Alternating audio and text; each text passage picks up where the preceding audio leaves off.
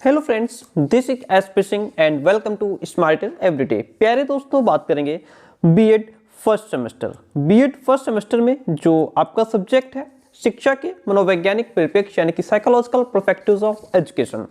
इसमें आपका आज का जो टॉपिक है वो रहेगा लेव वाइगोत्स्की का, यानी कि जो वाइगोत्स्की का सामाजिक सांस्कृतिक सिद्धांत है, इसको हम लोग समझेंगे।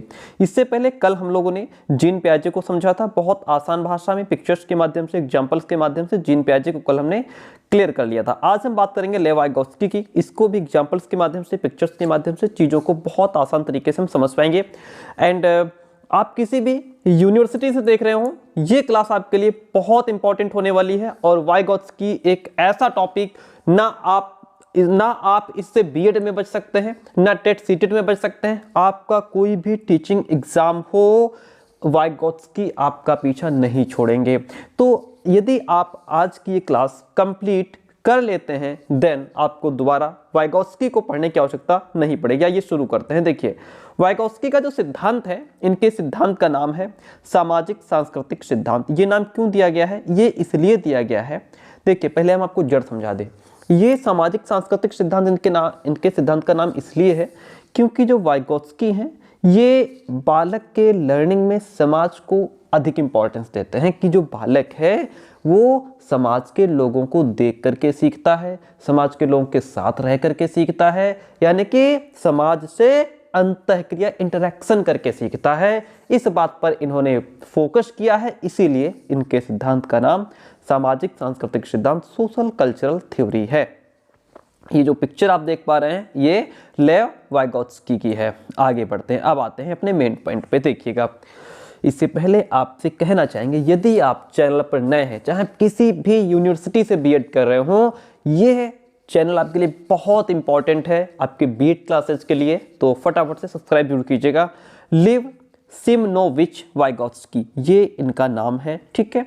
ये एक रूसी मनोवैज्ञानिक थे, कहने का मतलब है ये रूस के मनोवैज्ञानिक थे, ठीक है, जिन्होंने सामाजिक दृष्टिकोण यानी कि सोशल पर्सपेक्टिव से संज्ञानात्मक विकास का एक प्रगतिशील विश्लेषणात्मक सिद्धांत, जिसको हम प्रोग्रेसिव एनालिटिकल थ्योरी भी कहते हैं, वो प्रस्तुत किया है।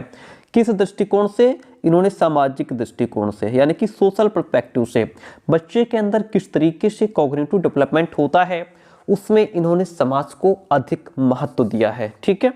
तो इन्होंने संज्ञानात्मक विकास का एक प्रगतिशील विश्लेषणात्मक सिद्धांत प्रस्तुत किया, जिसका नाम सामाजिक सांस्कृतिक सिद्धांत दिया गया। ओके, इस सिद्धांत के अनुसार सामाजिक अंतःक्रिया ही बालक की सोच और व्यवहार में निरंतर बदलाव लाती है। सामाजिक अंतःक्रिया यानी कि हम जिस प्रकार के समाज में रह रहे होंगे, जिस प्रकार के हमारे पड़ोसी होंगे, हमारे दोस्त होंगे, ठीक है, जिस प्रकार का हमारा फ्रेंड सर्कल होगा, हम उसी तरीके के बन जाएंगे। उनकी आदतें हमारे अंदर आएंगी, उनके आचार विचारों से हम प्रभावित होंगे और फिर उसी तरीके के हम भी बन जाएंगे उनके साथ इंटरेक्शन करके। बच्चा अपने समाज यानी कि सोसाइटी और संस्कृति कल्चर से अंतःक्रिया इंटरेक्शन करके सीखता है। ये इस पूरे सिद्धांत की अहम लाइन है जो वाइगोत्स्की ने जिस पर फोकस किया है। वो कहते हैं कि जो बालक है वो अपने समाज और अपनी संस्कृति, अपने समाज के आदर्श, समाज के मूल्यों, विचारों, इनसे प्रभावित होता है, ठीक है, उसके साथ अंतःक्रिया करके उसका अधिगम होता है। अथवा बालक का विकास सामाजिक अंतःक्रिया के बाद ही होता है, जब वो समाज के साथ इंटरेक्शन करता है। जैसे यहाँ पे बालक जो है क्लास में बैठा हुआ है, क्लास में पढ़ रहा है। यदि आपके मित्र पढ़ाकू हैं, पढ़ने वाले हैं, तो आप पर भी उसका प्रभाव पड़ेगा। आप भी उसके जैसे पढ़ने वाले बन जाएंगे या बनने की कोशिश करेंगे, ठीक है। कुछ हद तक तो आप पर जरूर प्रभाव आएगा, ठीक है।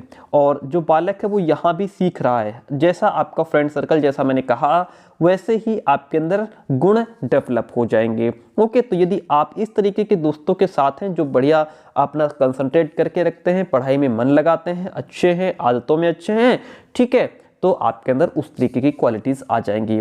ओके, यहाँ भी बालक लर्निंग हो रही है, ठीक है। बालक अपने प्लेग्राउंड में भी सीखता है, अपने दोस्तों से सीखता है। फिर यदि आपके दोस्त ऐसे हैं जो दूसरे दिन क्लास से बाहर निकाल दिए जाते हैं, रोज क्लास से बाहर मुर्गा बनते हैं, ठीक है, तो फिर धीरे धीरे आप पर भी उनका इफेक्ट पड़ेगा और एक दिन आप भी क्लास से बाहर हो जाएंगे अपने दोस्त के साथ, क्योंकि दोस्त बाहर खड़ा होगा, आप अंदर बैठोगे, आपको अच्छा नहीं लगेगा, आप भी उसके साथ बाहर आ जाएंगे, यानी कि आपके अंदर उसके जो अवगुण है, जिस तरीके की उसकी एक्टिविटीज है वो आपके अंदर जरूर आएंगी। तो यदि आपकी फ्रेंड सर्कल यदि ऐसा है तो फिर आप भी वैसे ही बन जाएंगे। कहने का मतलब है हम पर हमारे साथियों का अच्छा प्रभाव पड़ता है। जीन पियाजे कहते हैं कि पहले बच्चे का विकास होता है, फिर उसके अंदर लर्निंग होती है, फिर उसके अंदर अधिगम होता है, पहले डेवलपमेंट होता है। वहीं पर वाइगोत्स्की का कहना है कि पहले बच्चा समाज से अधिगम करता है। वाइगोत्स्की ने बिल्कुल अपोजिट बात कही है। वो कहते हैं कि पहले बच्चा जो है वो समाज से लर्निंग करता है, समाज से सीखता है, अधिगम करता है, फिर उसमें डेवलपमेंट होता है। वाइगोत्स्की ने बालक के ज्ञान के विकास में भाषा, सामाजिक विकास और सांस्कृतिक एवं ऐतिहासिक संदर्भ को अत्यधिक महत्व दिया है। Point to be noted.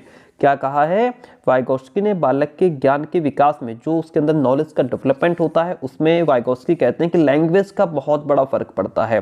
Social development और जो हमारा कल्चरल डेवलपमेंट है, जो ऐतिहासिक संदर्भ है, ये सब चीज़ें बहुत इंपॉर्टेंट रोल प्ले करती हैं। प्यारे दोस्तों, आपको बताते चलें कि हम पेड कंटेंट भी प्रोवाइड कराते हैं। यदि आप लखनऊ यूनिवर्सिटी से बीएड कर रहे हैं, आप कानपुर यूनिवर्सिटी से बीएड कर रहे हैं और फर्स्ट सेमेस्टर के छात्र हैं, तो आपके लिए हमारा ये कंटेंट अवेलेबल है। आपको चारों पेपर के कंप्लीट नोट्स प्रोवाइड कराए जाते हैं। उसके लिए आपको कुछ फीस पे करनी होती है एंड नोट्स आपको कंप्लीट चारों पेपर के नोट्स पीडीएफ फॉर्म में व्हाट्सएप पे प्रोवाइड करा दिए जाते हैं। उसके लिए आपको हमें इस नंबर पे 9628182649 इस नंबर पे व्हाट्सएप मैसेज करके आप नोट्स की डिटेल इंफॉर्मेशन ले सकते हैं। ओके, चलिए आगे बढ़ते हैं। वाइगोत्स्की का मानना था कि मनुष्य की जो गतिविधियां हैं, मनुष्य जो भी एक्टिविटीज करता है वो सामाजिक परिप्रेक्ष्य में ही संभव है, ना कि समाज से अलग होकर के। जाहिर सी बात है, एक व्यक्ति जो है समाज में रह करके ही अपने जीवन का निर्वाह कर सकता है। समाज से अलग रह करके उसका जीवन पॉसिबल नहीं है, क्योंकि उसकी आवश्यकताओं, उसकी जो नीड्स हैं वो फुलफिल नहीं हो पाएंगी यदि वो समाज से अलग हो जाएगा तो, है ना। तो उसकी जो भी गतिविधियां हैं, वो जो भी क्रियाकलाप करता है वो समाज के परिप्रेक्ष्य में ही संभव है, समाज के बीच रह करके ही कर सकता है। उनका सबसे महत्वपूर्ण विचार अंतरक्रिया या फिर अन्योन्य क्रिया था। सबसे महत्वपूर्ण उन्होंने ये बात कही कि जो बालक है, जो व्यक्ति है, वो समाज के साथ इंटरेक्शन करके सीखता है। भाई हमारे विचार तुम पर जो है प्रभाव डालते हैं, तुम्हारे विचार हम पर प्रभाव डालते हैं, तो ये क्या कर रहा है, ये समाज से इंटरेक्शन हो रहा है। यहाँ पे हम यदि अपने दोस्तों के साथ मीटिंग्स में, तो वहाँ भी हम पर एक दूसरे के विचारों का प्रभाव पड़ रहा है, हम एक दूसरे के साथ इंटरेक्शन कर पा रहे हैं, तो यहां से भी हमारी लर्निंग जारी है। आगे बढ़ते हैं। हम एक दूसरे से अंतरक्रिया या इंटरेक्शन करते हैं और इसके द्वारा ही हम सीख पाते हैं। सिंपल सी बात है। अब ये जो वाइगोत्स्की का सिद्धांत है, इसके दो बहुत ही इंपॉर्टेंट कॉन्सेप्ट हैं। एक तो आपका समीपस्थ विकास का क्षेत्र, जिसको हम लोग जोन ऑफ प्रॉक्सिमल डेवलपमेंट कहते हैं। दूसरा पाड़िया ढांचा, जिसको स्कैफोल्डिंग कहा जाता है। अब आइए यहाँ पे समझते हैं ये समीपस्थ विकास का क्षेत्र क्या है। आपका सीटेट एग्जाम लगा हुआ 21 जनवरी को, तो उसमें भी ये यहाँ से रिलेटेड क्वेश्चन डेफिनेटली पूछा जाता है। समीपस्थ विकास का क्षेत्र क्या होता है? बालकों में निष्पादन यानी कि परफॉर्मेंस क्षमता सीमित होती है। वाइगोत्स्की के अकॉर्डिंग क्षमता को बढ़ाया जा सकता है। भाई एक सिंपल सी बात यह है कि आपके अंदर काम करने की जो क्षमता है वो लिमिटेड है, वो सीमित है। लेकिन जो वाइगोत्स्की है ये मानते हैं कि ये जो लिमिटेड आपके अंदर क्षमता है, इसको हम इंक्रीज कर सकते हैं, आपकी क्षमता को बढ़ाया जा सकता है। बालकों की सीमित क्षमता को बढ़ाने के इस कॉन्सेप्ट को वाइगोत्स्की ने समीपस्थ विकास का क्षेत्र नाम दिया। जो क्षमता आपके अंदर है वो तो है ही, लेकिन इसको हम बढ़ा सकते हैं। ये जो क्षमता बढ़ाने का ये जो कॉन्सेप्ट है, इसी को इन्होंने जोन ऑफ प्रॉक्सिमल डेवलपमेंट कहा है। इसके अकॉर्डिंग किसी कुशल या वयस्क साथी की सहायता से बालक के परफॉर्मेंस क्षेत्र को बढ़ाया जा सकता है। कहने का मतलब है कि आपके अंदर जितनी क्षमता है उतना काम आपने कर लिया, अब आप आगे जो है नहीं कर पा रहे हैं। तो यदि कोई अच्छा कुशल व्यक्ति, ठीक है, या कोई आपसे बड़ा, मान लीजिए आपका चार्ट में पढ़ रहे हैं और आप कोई एक्सरसाइज सॉल्व कर रहे हैं, मैथ्स की बुक है, तो उसमें कुछ शुरुआत की ऐसे एक्सरसाइज होते हैं कि हम लोग सॉल्व कर लेते हैं, आगे नहीं कर पाते हैं, ठीक है। आपका चार्ट में पढ़ रहे हैं, आपका कोई बहुत अच्छा जो प्रतिभाशाली बालक क्लास में है, ठीक है, आपका ही क्लास का, यदि वो आपकी हेल्प कर देता है तो फिर हो सकता है आप उससे, यदि वो आपकी हेल्प कर देता है, आपको 2-4 क्वेश्चन समझा देता है आगे की जो एक्सरसाइज है उनके, तो फिर हो सकता है आप वो भी एक्सरसाइज पूरी लगा सकें। या फिर कोई 9th 10th का बच्चा है, वो आपका वयस्क साथी है, वो आकर के आपको थोड़ी हेल्प कर देता है, 4-6 क्वेश्चन समझा देता है, तो हो सकता है कि आप आगे की जो एक्सरसाइज है उनको भी हेल्प कर पाए। तो यही है जोन ऑफ प्रॉक्सिमल डेवलपमेंट। आपकी क्षमता थी कि आपने एक्सरसाइज नंबर 5 तक जो है आपने सारे सवाल लगा लिए। अब जो एक्सरसाइज नंबर 6, 7, 8 है वो आपसे सॉल्व नहीं हो रही है, हमने आपकी हेल्प कर दी, एक क्वेश्चन 2-4 क्वेश्चन एक्सरसाइज 6 के बता दिए, 1-2 क्वेश्चन इसके बता दिए, 1-2 इसके बता दिए, आपके समझ में आ गया, अब आप उसको ये भी लगा पा रहे हैं। यही तो जोन ऑफ प्रॉक्सिमल डेवलपमेंट है। यहाँ पे जो है आपके कुशल साथी ने, ठीक है, या आपके थोड़े जो सीनियर है उन्होंने आपकी हेल्प कर दी, आपने उनको सॉल्व कर लिया। ये क्या है, ये आपकी क्षमता को बढ़ा दिया गया यहाँ पे। इसी को जोन ऑफ प्रॉक्सिमल डेवलपमेंट कहा गया। बालक द्वारा बिना सहायता के किए जाने वाले कार्य और कुशल वयस्क की सहायता से किए जाने वाले कार्य के बीच जो अंतर होता है उसी को समीपस्थ विकास का क्षेत्र कहा गया है। अब ये बात आप इस पिक्चर के माध्यम से समझ सकते हैं। ओके, एक तो वो चीज है यहाँ पे बालक अपने आप अकेला काम कर रहा है, और ये जो येलो कलर का जो सर्कल है यहाँ पे बालक जो है वो कैन डू विद हेल्प, इस सर्कल में आकर के बच्चा वो काम कर पा रहा है जिसमें उसको हेल्प मिल रही है। यानी कि यहाँ पे बच्चा जो है वो हेल्प यदि मिलती है तो काम कर लेता है। और ये वो सर्कल है जो आउट ऑफ रीच जोन है, यहाँ पे बच्चा बिल्कुल काम नहीं कर सकता। तो ये जो बिल्कुल नहीं कर पा रहा है ये वाला सर्कल, प्लस जो ये वाला सर्कल है जहाँ पे बच्चा अकेला ही काम कर रहा है, इन दोनों के बीच अंतर कौन सा आया? इन दोनों के बीच अंतर आया येलो कलर वाले सर्कल का। यही है जोन ऑफ प्रॉक्सिमल डेवलपमेंट। एक वो स्टेज जिसमें बालक बिल्कुल काम नहीं कर पा रहा है, एक वो स्टेज जिसमें बालक अकेला ही काम कर रहा है, इसके बीच जो अंतर आया जिसमें बालक दूसरे की हेल्प से काम कर पा रहा है, इसी को जोन ऑफ प्रॉक्सिमल डेवलपमेंट कहते हैं। यहाँ पे यदि बच्चे को हेल्प मिलती है वो तभी काम कर पाएगा, अन्यथा वो नहीं कर पाएगा। इसी को जोन ऑफ प्रॉक्सिमल डेवलपमेंट कहा गया है। ओके, बात आई समझ में? आगे बढ़ते हैं। तो ये आपने जोन ऑफ प्रॉक्सिमल डेवलपमेंट समझ लिया क्या होता है कि एक वो काम जो हम अकेले कर रहे हैं, दूसरा वो काम जो हम बिल्कुल नहीं कर सकते, इसके बीच का जो काम है जिसमें यदि हमको हेल्प मिलती है थोड़ी बहुत तो हम कर लेते, नहीं तो बिल्कुल नहीं कर पाते, इसी को समीपस्थ विकास का क्षेत्र कहा गया। तीसरा सेकंड पॉइंट है पाड़ या ढांचा, बहुत इंपॉर्टेंट। ये क्या है? ये भी वही सिंपल सी बात है, वयस्कों द्वारा दी जाने वाली टेम्पररी हेल्प। टेम्पररी हेल्प का मतलब जो सहायता कुछ समय के लिए दी जाती है, या गाइडेंस को स्कैफोल्डिंग यानी पाड़ या ढांचा कहते हैं। जैसे यहाँ पे जैसे बालक जब साइकिल चलाना सीखता है तो कोई बड़ा या पिताजी पीछे उसकी साइकिल पकड़ लेते हैं कि बच्चा गिरे ना, ठीक है। फिर धीरे धीरे छोड़ने की कोशिश करते हैं, फिर क्या करते हैं कि पिताजी साइकिल छोड़ देते हैं और बच्चा साइकिल दौड़ाए लिए जा रहा है। तो ये क्या है? ये कुछ समय के लिए बालक को यहाँ पे हेल्प दी गई, टेम्पररी हेल्प दी गई, कुछ समय के लिए उसको टेम्पररी हेल्प दी गई और बच्चा साइकिल चलाना सीख गया, बच्चा साइकिल दौड़ाए लिए जा रहा है। यही तो पाड़ या ढांचा होता है। ओके, आई बात समझ में? वेरी गुड, आगे बढ़ते हैं। आप देखिए भाषा और विचार, जो वाइगोत्स्की है ये लैंग्वेज को एज अ टूल मानते हैं कि जो भाषा है वो एक उपकरण है बालक के लर्निंग में, बालक के अधिगम में, बालक के विकास में। चलिए समझिए। अच्छा, उससे पहले मैं आपसे कहना चाहेंगे जितने भी विद्यार्थियों ने हमारा पेड कंटेंट लिया है या जो लेने वाले हैं वो बाहर से कुछ भी ना खरीदें। बाहर से ना तो आपको कोई कॉपी, किताब, क्वेश्चन बैंक, मॉडल पेपर कुछ भी खरीदने की आवश्यकता नहीं है। जितना कंटेंट आपको दिया जाएगा, जितने क्वेश्चंस आपको दिए जाएंगे, पूरा पेपर आपको वहीं से मिलेगा, इस बात की गारंटी है। ओके, बाहर आपको पैसा खराब करने की आवश्यकता नहीं है। भाषा और विचार की बात करते हैं। भाषा और विचार पर जोर किसने दिया है? वाइगोत्स्की ने दिया है। इनके अकॉर्डिंग संज्ञान जो हमारा कॉग्निशन है बनाने में, जो लैंग्वेज है वो एक उपकरण के रूप में काम आती है जिससे हम अपने विचारों को अभिव्यक्त कर पाते हैं। भाषा ही तो है जिससे हम अपनी बात कह पाते हैं, नहीं तो किस माध्यम से अपनी बात हम कहते, किस माध्यम से अपने विचार हम रख पाते। प्रश्न पूछ पाते हैं लैंग्वेज के माध्यम से, चीजों के सीक्वेंस में लगा पाते हैं भाषा के माध्यम से, कॉन्सेप्ट्स के बारे में सोच पाते हैं भाषा के माध्यम से। ये सारी चीजें पॉसिबल हो पाती हैं भाषा के माध्यम से। हम किसी भी समस्या समाधान के दौरान शब्दों, चित्रों और वाक्यों के माध्यम से ही अपनी समझ बना पाते हैं, अपनी समझ बनाते हैं, अपने कॉन्सेप्ट बना पाते हैं। तो इसलिए लैंग्वेज एक टूल है हमारे लर्निंग में।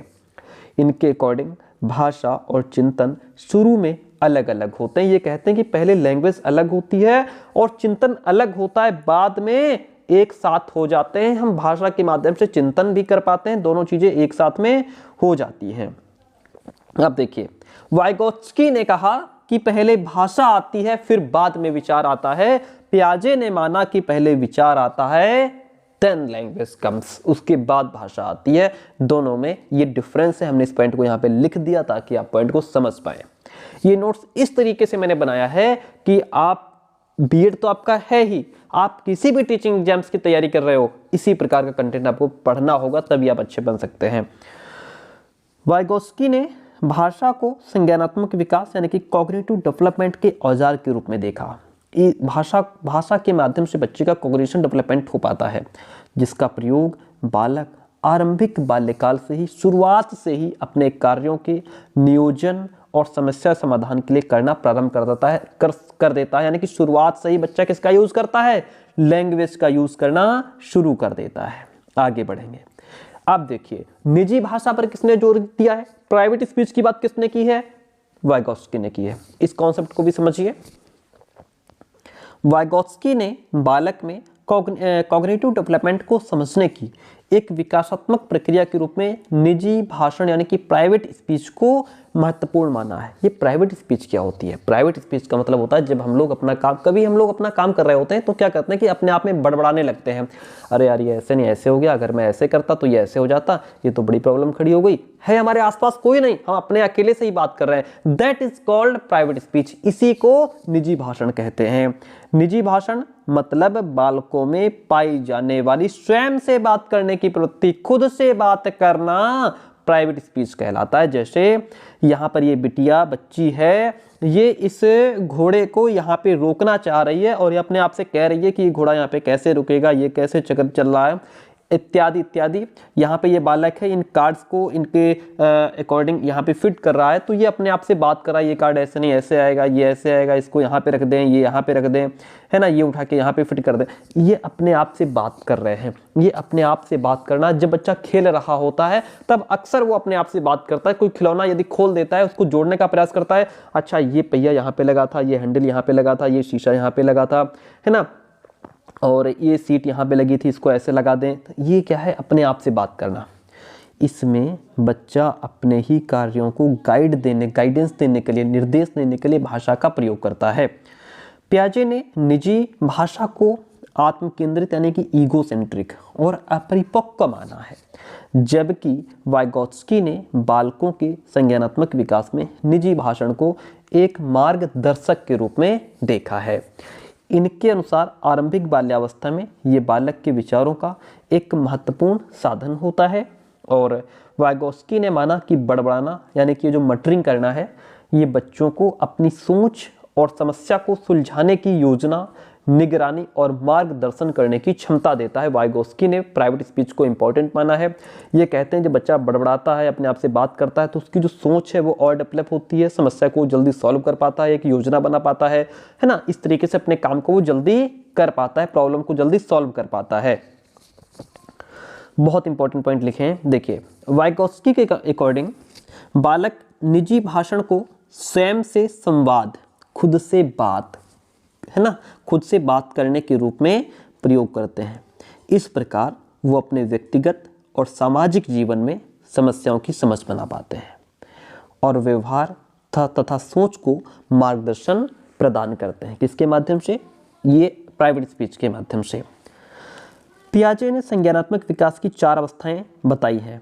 कौन कौन सी? एक तो 0 से 2 वर्ष की है, कल ही हमने आपको समझाया है पिछली वीडियो में। 0 से 2 वर्ष, 2 से 7 वर्ष, 0 से 2 वर्ष, 2 से 7 वर्ष, 7 से 11 वर्ष, 11 से 15 वर्ष, ये इन्होंने 4 स्टेजेस बताई हैं। ओके, वाइगोत्स्की ने संज्ञानात्मक विकास के लिए कोई सामान्य अवस्था निर्धारित नहीं की है। पियाजे ने संज्ञानात्मक विकास की मुख्य प्रक्रियाएं स्कीमा, अनुकूलन, आत्मसातकरण, रचनात्मक समायोजन बताई हैं, जबकि वाइगोत्स्की ने बालक के संज्ञानात्मक विकास में संक्रिया भाषा, सांस्कृतिक औजार, संवाद, इन चीज़ों को इम्पोर्टेंस दी है। पियाजे ने भाषा की बहुत कम भूमिका बताई है। वाइगोत्स्की ने कॉग्निटिव डेवलपमेंट में लैंग्वेज को बहुत इंपॉर्टेंट रोल दिया है। तो ये बात कही गई है, ये जो हमने सिद्धांत पढ़ा है किसका है, वाइगोत्स्की का सिद्धांत है। ठीक है, बहुत इंपॉर्टेंट सिद्धांत, बहुत अच्छा टॉपिक है और हमने इसको बहुत आसान शब्दों में समझ लिया। ठीक है, इसके बाद जो आपकी नेक्स्ट क्लास रहेगी उसमें हम क्या क्या समझेंगे, उसमें हम बात करेंगे लॉरेंस कोहलबर्ग की। लॉरेंस कोहलबर्ग का जो नैतिक विकास का सिद्धांत है। ठीक है, बहुत आसान शब्दों में, बहुत जो है कि एग्जाम्पल्स के माध्यम से, पिक्चर्स के माध्यम से चीज़ों को हम समझ पाएंगे। ठीक है, तो आज की क्लास कैसी रही कमेंट करके जरूर बताइएगा। एंड जितने भी विद्यार्थी लखनऊ या कानपुर से बीएड कर रहे हैं और नोट्स नहीं लिए तो ये नंबर दिया गया है, फटाफट से मैसेज करके आप भी नोट्स ले सकते हैं। थैंक यू सो मच, मिलते हैं बहुत जल्दी नेक्स्ट क्लास में।